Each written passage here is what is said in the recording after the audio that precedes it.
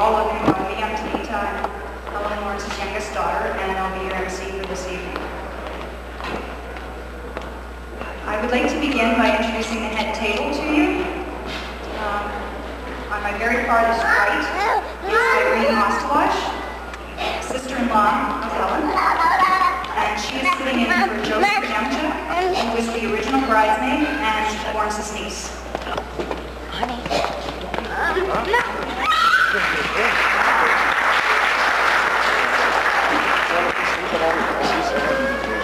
Next to her is Ethel Vesikevich, who is the maid of honor and Helen's sister.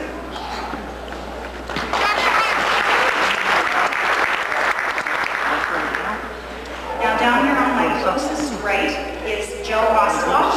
He was the groomsman and he's Helen's brother.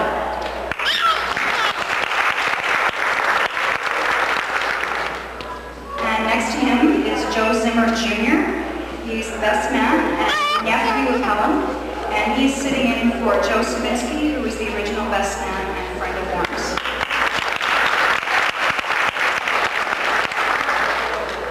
And of course, the beautiful couple in the middle, we are here to celebrate this evening, Lawrence and Helen Matkowski.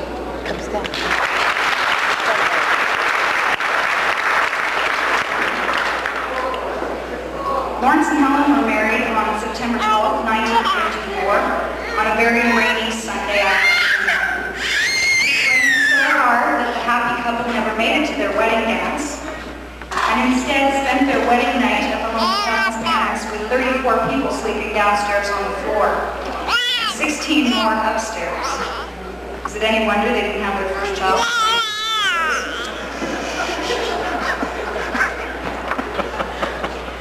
Their wedding dance was held 4 days later. And as my mom told me, she danced her feet off. Someone had set up a sign in a jar saying for 25 cents you could dance with the bride. She said she made $40 that night. The band that you see here this evening, whose head man is Mr. Joe Doljar, is the same band that played at Lawrence and Helen's wedding 40 years ago and for their 25th anniversary. And we're very happy to have them back.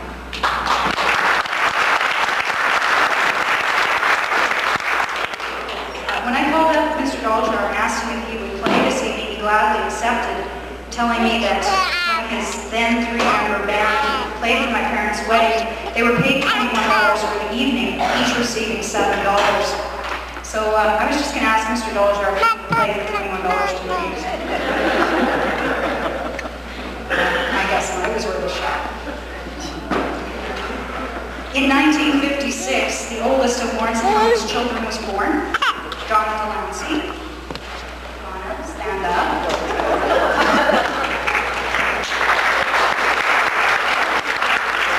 Her fiance Robin is not able to be with us this evening, but her boys are, and they are Neil, the oldest, Ian, and Reed, and they're both around here somewhere. Reed's hiding. In 1959, their second child was born, another girl, Debbie. She's hiding behind the video camera. Her husband, Peter Zerbesky. And their 3 children, Jalen, Hillary, and Britton.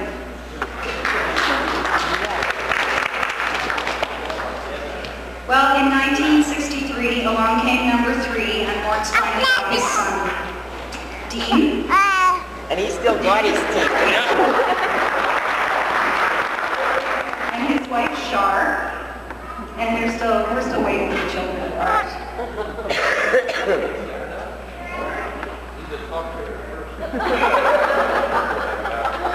For those of you who didn't hear that, he said he needs a stock trailer first, so anyone who has one, let us know. And in 1971, yet another girl, and that's me, Tanita Matkowski.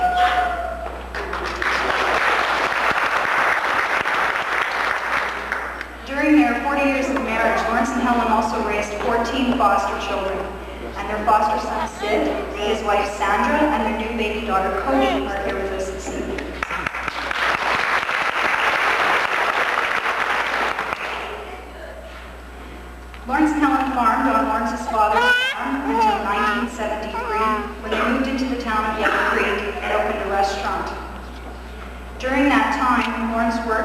1958 to 1977 at the White Farm Equipment in Mill Creek. In 1977, they closed their restaurant and Lawrence went to work at the pool elevator. And in 1978, they picked up their family and picked apart their house and moved to Waka, where Lawrence went to work at Pioneer Grain until he retired in 1990. Helen worked at various jobs outside of the home during that time. Just over a year ago, Lawrence and Helen moved into the town of Waka and are enjoying their retirement. And Lawrence recently became the school bus driver for the Yellow Creek School District.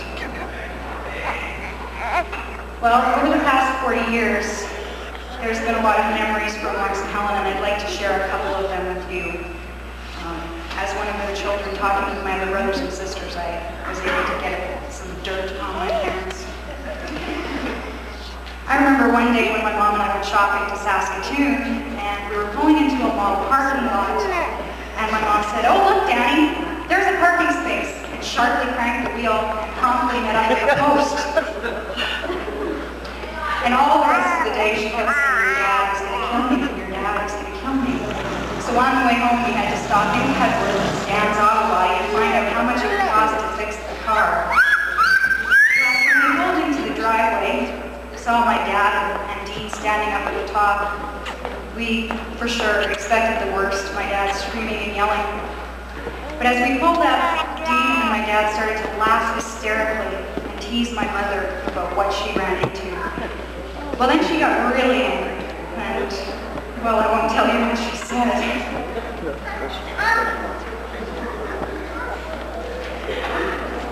My brother Sid reminded me of a story today that I've heard many times but wasn't or didn't have the privilege of seeing. When I was born and my mom was here in Waka in the hospital, my dad had a whole lot of kids at home to look after, and he was making them supper one day, and he was making pierogies. And most of you know my dad well and know the size of his hands. And how he was making those pierogies was to put his hand down on the dough and cut around it. Well, when my mom phoned home that evening to see how everyone was doing, my brothers talked to her on the phone and said, "You know, Mommy, we only ate one pierogi and we were full." But my dad is a very good cook.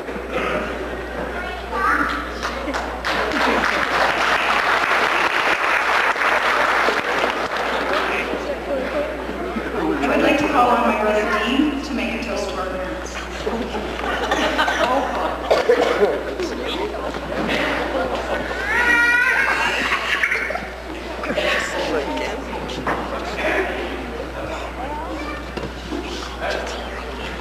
Hi, everybody.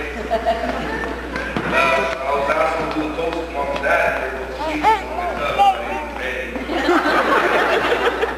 I got some work to do, I guess I could tell you about. 40 years, I guess, we lived together with each other. Kind of sort of same. Just a little story. My wife and I, Mom and Dad were going to garage. If anybody gets more than PA, there's a big hill there you can ski off. Mom and Dad were driving by, unfortunately, didn't have lights. And we're going up this hill, we're trying to pass this guy. And Mom and Dad, according to these, never did drive speeding up, but they didn't like the whole time we were driving, and all it could take to go up the hill. So for the next 250 miles, we heard about all this speed was trying to pass us. Proved that I guess 40 years was no like. When I was looking at the wedding picture before, I was a little more hair back then. Dad was a little more hair back then. Down there, that little lady was in the big thing, so kind of keep standing, pretty cute now, too. I'm talking.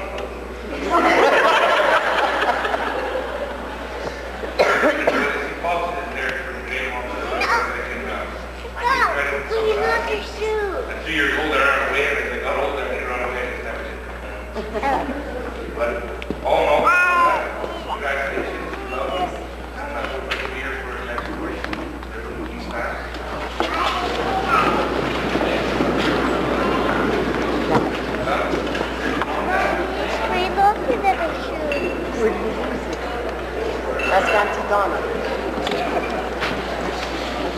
We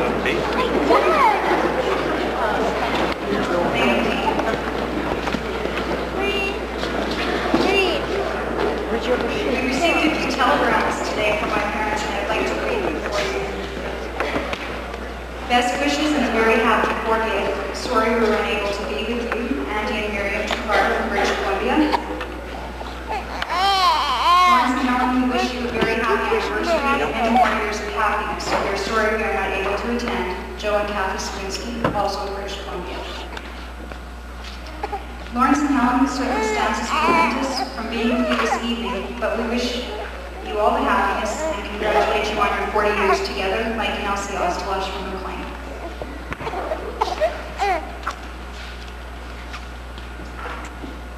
Before I continue, there was something my sister got reminded me of today. But we got my mom and dad an anniversary gift, and it was a small one, but it was a beautiful gift.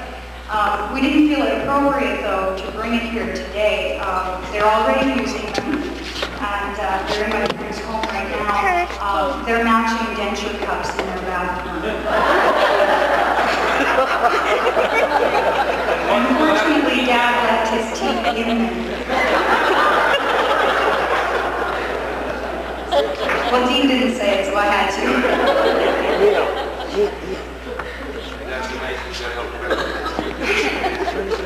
My parents have asked me to please mention some special occasions of their friends and family. There have been some birthdays. October 1st was Ethel Wozakevich, who's our maid of honor. I'll ask you, there's quite a few, so I'll ask that you maybe just please hold your applause until the end. October 16th was Darlene Toshku. October 21st is Jeffrey Cole. October 31st is Neil Delancey. And October 31st, Connie Swinsky. There's also been a great many anniversaries to celebrate this month. On October 10th, Dean and Sharon Koski. October 15th, Frank and Elsie Savinsky. October 16th, Jean and Amos Cardiff. October 19th, Joe and Irene Ostelosh. October 25th, Louis and Alda Metkowski, 55 years. And October 28th, Debbie and Pete Zerbeski. That's all.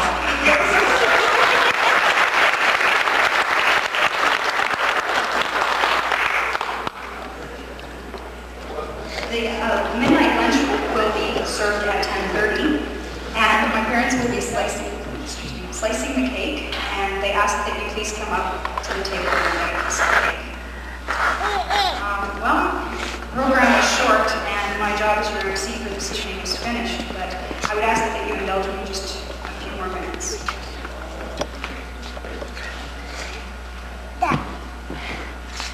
Mom and Dad, there was something that I wanted to say to you in particular, as this is your evening. You've given me so much over the years. If I had to measure it in dollars and cents, it would be a debt too great to repay. You've each taught me so many things. Mom, you taught me all the important things a girl should know. How to cook and sew and keep a home, but always stay independent. Dad, you taught me all about animals and how to stack bales and how to drive, even though I know you don't think I still know how.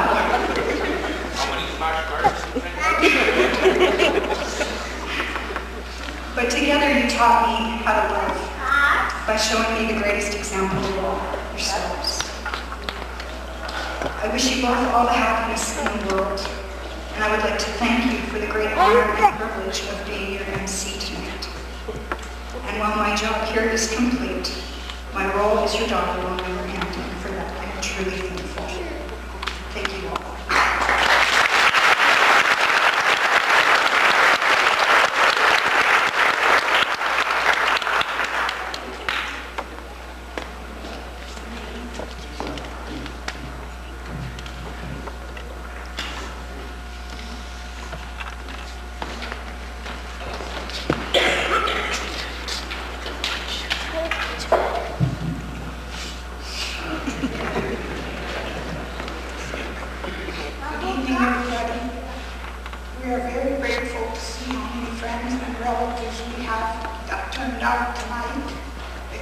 fun to see all of you.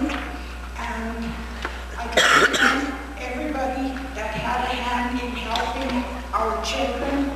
And a special thanks to our 4 children and their spouses for setting up this anniversary for us, and for everybody that helped along with our children. And it's nice to see all the familiar faces. And thank you very much to Reverend Swan for a beautiful service. And, well, just thanks everybody and have a good time.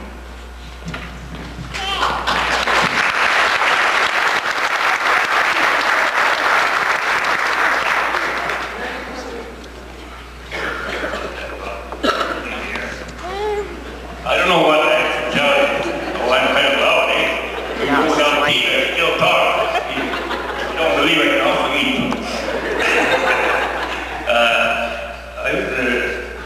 She said this for everything here, except she forgot to take the bridal party here.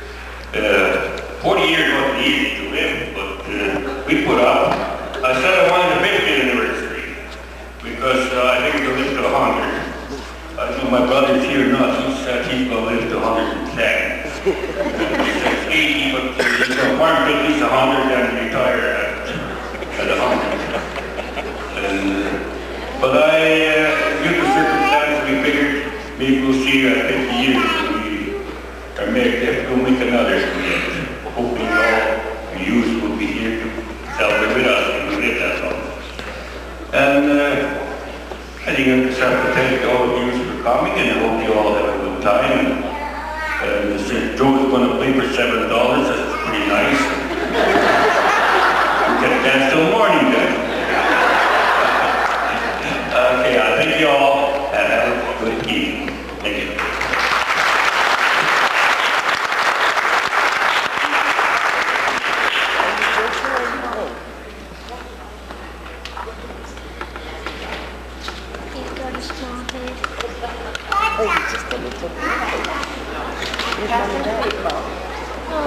They're at Melford because she had polygraph Friday and Saturday. That's you. So she came home last night like at 10 o'clock. Yeah. Do you want to shut this off now? Yeah, just press the black.